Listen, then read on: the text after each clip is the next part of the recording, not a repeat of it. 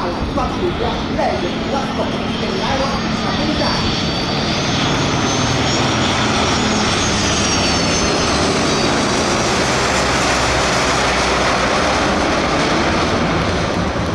Meraviglioso spazio da andiamo a conoscere uno per uno. Il ruolo del Luciano Andrea Mimetica e il CI autorizzato per l'armonia del comando di volo e per le sue donne acrobatiche.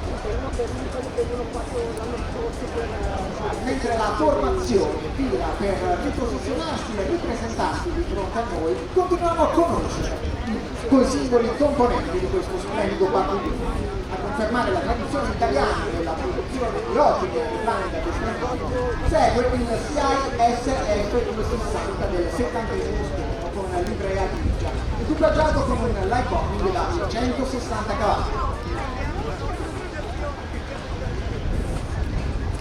La formazione punta di fronte a noi, da destra a sinistra, e noi continuiamo a conoscerli. Il CI-S-260 è progettato dall'ingegnere Stelvio Fradi e vanta ottime doti acrobatiche e una velocità massima di 236 nodi, pari a 436 km/h.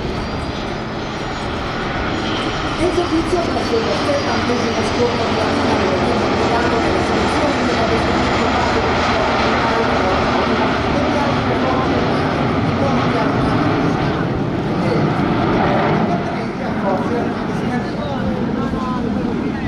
a chiudere il gruppo dei velivoli Aelican abbiamo infine il North American T-6 Texan, il più anziano della formazione Leggett, impiegato dagli Stati Uniti come addestratore avanzato durante la seconda guerra mondiale, è arrivato nelle scuole di volo dell'aeronautica del dopoguerra e ha ottenuto dei primi approcci al volo degli aerei piloti militari.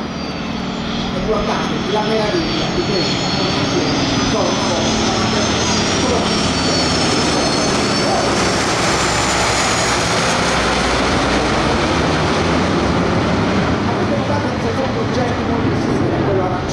ha una livrea dimentica e la versione d'attacco al suolo del 326 l'F-36 monoposto con una versione potenziata di questo aereo a motore Rolls-Royce Viper da 2000 spinta.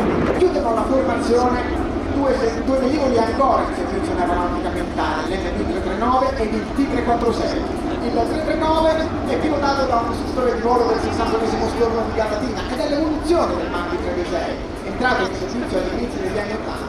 Monta un motore Rolls-Royce da 2000 kg di spinta e può raggiungere una velocità massima di 500 in servizio con l'aeronautica militare a partire dal dicembre 2010. L'ultimo nato in Italia, oggi è